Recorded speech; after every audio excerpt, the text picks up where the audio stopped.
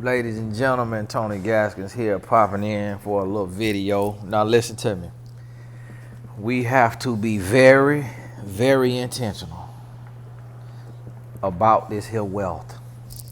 It's time to get intentional. Y'all gotta forgive me, loosening up my back. I've been working out and gotta loosen up this here back. Listen, we got to be intentional about this here wealth, because when you come from certain places and you look a certain way, they do not want you, and they could be whoever they is. They could look just like you. A lot of times people get it twisted. They could look just like you. Because see, sometimes when they get behind those walls and they in a different position than you, a lot of times they don't care what you look like. They know the goals that they have behind them walls. Meaning, if a car salesman or a mortgage loan broker or whoever it may be working in a certain industry, y'all gotta hold on right quick. Let this here arms open back up. I ain't gonna squeeze these arms in. I'm about to pass out. I ain't gonna squeeze too tight now. Hold on now.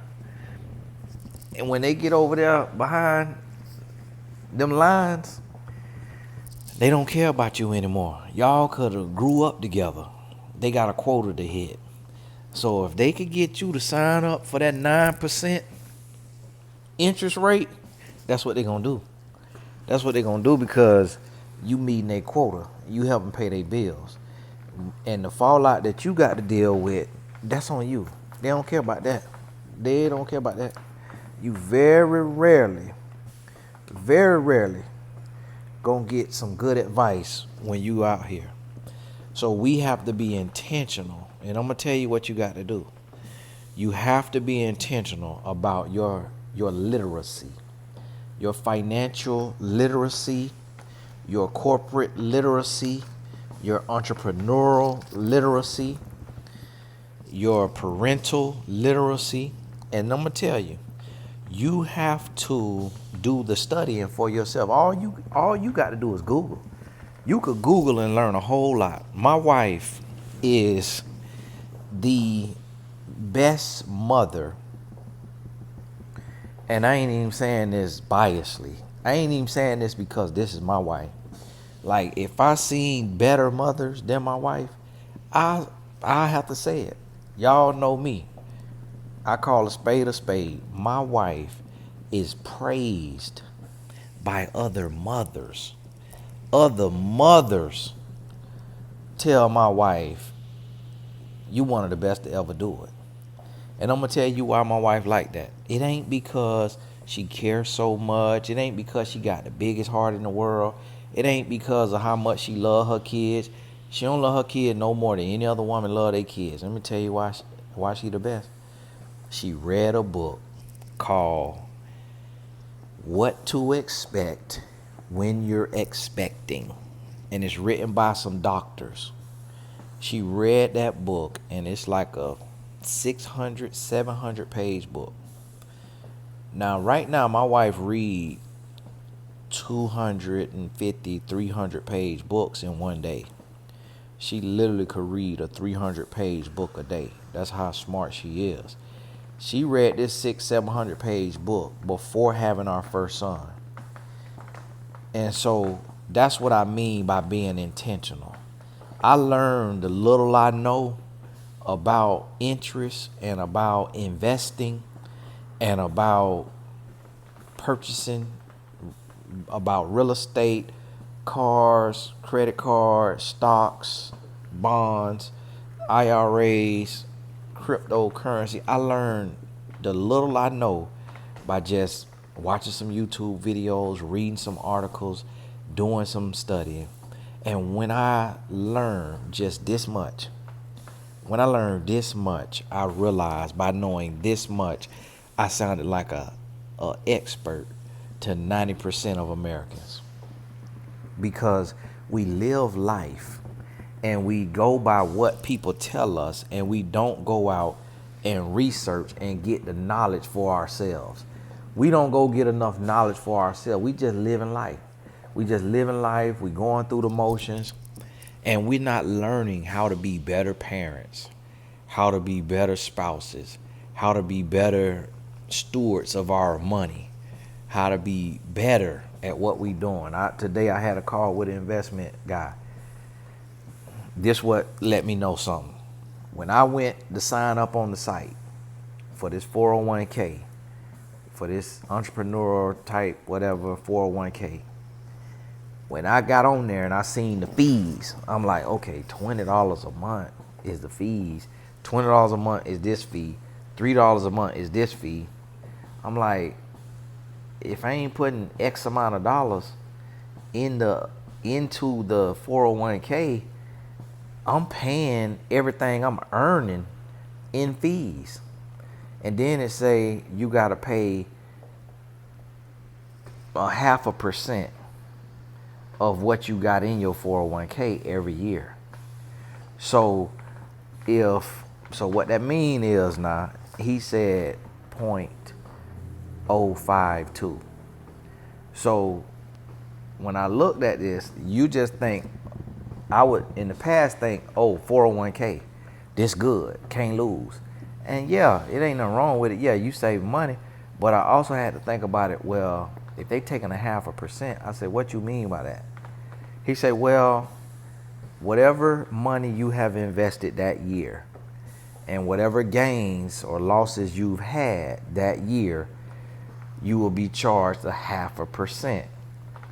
So he said, if you do $20,000, you got 20,000, then 10% of that is 2,000. 1% of that is 200. And 0.5% of that is 0.52.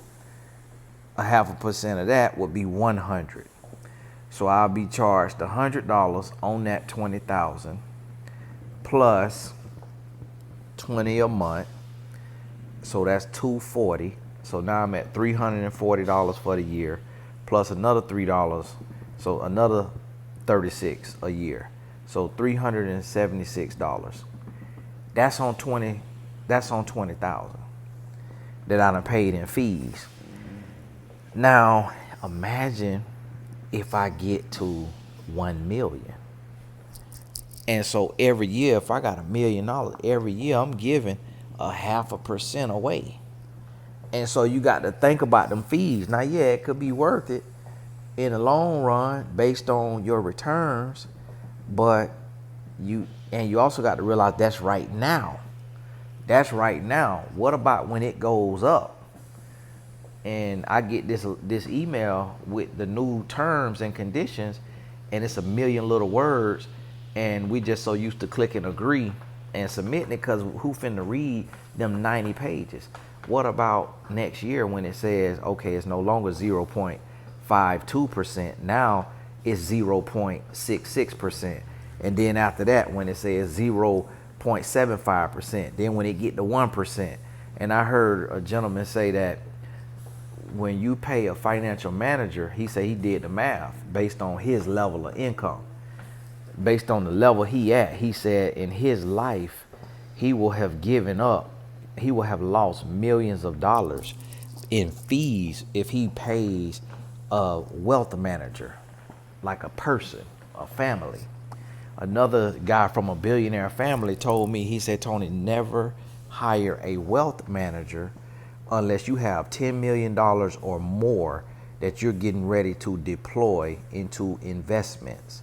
He said, if you don't have millions of dollars to invest, he said, use a robo investor like betterment.com, where you can select the type of investment and they charge just a little bit, and it's set up and it's based on just computers talking to computers, just the numbers, the statistics is set like that. It's not a human being that's going in there every day and got access to your money and can transfer your money out and move it here and move it there. He said, put it in a robo investor. And so I took heed to that. And then what I started to realize is when I got on Vanguard, because they 200 years old, or how many of years old, 100 years old. And I did my research, and I chose the fund that I wanted to be in. When I chose that fund, I then say, hey, this is the fund I want to be in. But now, instead of just having my money, sit there, I'm going to have it, instead of just doing this Roth IRA and have it sitting right there in like a money market account with this expense ratio, which was 0.11, I'm going to take and direct the money into this fund, which has had a 24% return in the last 12 months. This was when it was high. And the expense ratio is 0.04 instead of 0.11. And the yield of the return is astronomically higher than this other fund that is just sitting in. So then when I did that year, my money grew 20 to 24%. The money that I had invested into that fund.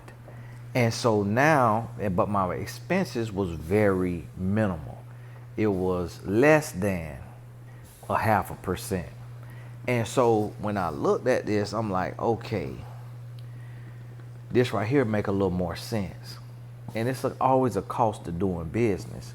But just by listening to people who have done it, watching their videos, going through all of this and seeing all of this, I was then able to make a decision.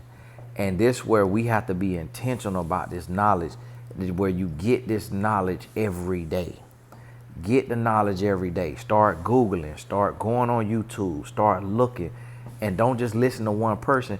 Hear it from 4 or 5 different people, then compare what you hear. Compare what you hear, and then use your deductive reasoning to determine who you're really gonna listen to. So for example, you got the guy, Grant Cardone. The guy Grant Cardone is, when you come from the streets, meaning when you done been around hustlers, when you done been around schemers and scammers, you know one when you see one. So with the guy Grant, what he does is he got a lot of game, but he's a car salesman. He was a car salesman that then got into real estate. So what you have to realize about that is he's a salesman first. He's a salesman. He's not a real estate guru. He don't come from a father who got $1 billion in real estate and taught him the real estate game. So what you have to realize is he got all of the white people, and he got all the white people he could get. But then what he started doing is going to black people that he knows is making a lot of money, but have very little financial literacy. And then what he started saying is, hey, don't buy no single family home. Don't buy a single family property, get a multi-unit. But here's the thing. You can't afford no multi-unit when you get into real estate. You can only afford that single family rental property. So what he's telling you is don't start nowhere. But I got this real estate fund for you. And so give me your money, because I'm going and buying multi-family units. But when you give him that money, you're not seeing the fine print that out of the 1 billion that he raising, he get X amount of percentage off the top just for owning the fund and raising the money. And then out of what he buys, when he sells it, he get X amount of percentage off the top before anybody get any other profits. And then the profits is split. So you now crowdfunding this purchase, but you got this much of it. When what you put in there, you could have went and put that as a down payment with your credit union and bought you a duplex, and now every month you got $1,200 coming in. Whereas for that same amount of money, or that down payment, that you put into somebody's real estate fund, you every month you get a check for 50 cents because of the size of the deal that they did. And so this way you got to get your knowledge. And so when I start seeing them play on black people who don't have a college degree, barely graduated high school, but make millions of dollars, and them people dumping millions of dollars into the man, I say, see, minorities, especially black people, but all minorities, because of what we come from with poor schooling, we get preyed on. But because of God's favor on our life and because of our natural ability to earn, we could make millions of dollars. But that's why the documentary Broke exists, because there's so many black athletes who know zero about money, but yet make millions of dollars. And they know zero about money. But because the system has made them hate themselves as black people, they go and hire somebody who doesn't look like them, and they think that that person automatically knows more than them, which that person does know more than them. But they forget that just because that person knows more than them, it does not mean that person has their best interest at heart. So if that person sees them as po dumb and country, or unrightfully privileged, like, hey, you got these millions of dollars, you don't even deserve this money, you barely could read and write. Hey, you ain't got no college degree, you barely even got out of high school. Hey, you don't even know what the interest rate is, you don't deserve this $10 million a year. I'm finna take this money and feed my family and put up my college, my kids' college fund, because I'm out here working hard and I'm busting my butt. And here you out here bouncing balls and catching balls and getting millions of dollars. When our school teachers don't even get paid $100,000 a year, and you getting millions of dollars to bounce balls and catch balls and play with your own balls. You don't deserve this, and they'll take it right from you. They'll take it right from you because you did not do any due diligence, because you did not take any time to go and just research. Because this is what you got to realize. For every scam artist, it's 10 people that's honest. And what I mean by that is, this is what I mean by this. What I mean by this is there's people who they have to tell the truth for you to keep coming back. So when a person giving you the game and then at the end of it, they got something that's going to benefit them, yeah, don't buy no single family home because you need to be owning an apartment building. But no, you can't buy no apartment building. But no, you could take and put your $50,000 into their real estate trust to help them get that apartment building. And know that when you get that 50,000, 5,000 or 10,000 coming right off the top into their pocket, because they know that and you don't know that because you didn't read the fine print. Now you done just threw $5,000, $10,000. You done flushed it down the drain. And then the rest of your money that's not automatically theirs, now the rest of your money, it get to be invested in what they want without your say so. They get to sell it when they want. They hold it as long as they want. They do what they want to do with it. And if they take a stupid pill, start snorting powder, your money is down the drain with their powder habit. And so you got to start listening and thinking. So when this man say he used to snort powder, no, you ain't gonna dollar for me, buddy, because I done been around that. You could be doing that right now. Any day you could relapse. I'm not giving you a dime. You shouldn't told me that, buddy. You shouldn't told me you used to snort powder. You shouldn't told me you used to be a drug addict. No, you ain't getting a dollar of my money. Can't do it. See, you got the deductive reasoning. You got the critical thinking. But when you see somebody that they say, I'm gonna give you here knowledge, but I ain't got no real estate investment fund for you. I ain't got no course that costs $5,000 for you. But I'm just giving you the game. Now you say, okay, boom, I can listen to you. Find you another one. Find you another one. You compare and contrast. You listen to what you listen to, and you get all this information. And every single day, be intentional about your learning. Be intentional about your learning so you can climb out of poverty. You can get out of the last place. The first will be last, last will be first. You need to get out of last place, and you need to get your knowledge, and you got to start making the right choices and making the right decisions using the wisdom that God then gave you. See, God give us a lot of wisdom, and we choose to do wrong. We choose to be dumb when we know we could be better. but we operating from our flesh and we doing the things for the wrong reasons. And I'm right there along with you, guilty with you. And I'm trying to change my life right now. And as I'm changing my life, I'm sharing with you what Lord given me. Hey, God bless you. I got to go because my wife just called me. God bless you. We'll talk soon.